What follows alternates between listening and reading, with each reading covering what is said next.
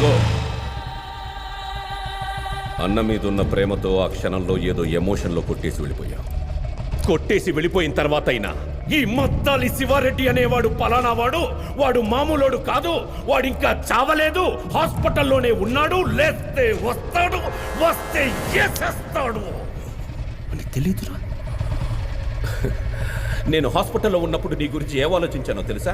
శివారెడ్డి నుంచి ఎలా తప్పించుకోవాలి, ఎక్కడ దాక్కోవాలి అని పారిపోయి ఉంటావు.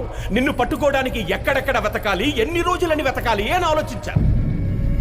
కానీ నువ్వేంట్రా, అసలు ఈ మద్దాలి శివారెడ్డి అనే వాడి నీ లైఫ్లో లేనట్టు, వాడితో అసలు నీకేమీ జరగనట్టు హ్యాపీగా బైక్ వేసుకొని హైదరాబాద్ మొత్తం ఇంత నార్మల్గా ఇంత కూల్గా ఎలా తిరుగుతున్నావురా నువ్వు?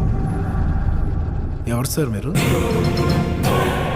ఎవరు సార్ మీరు?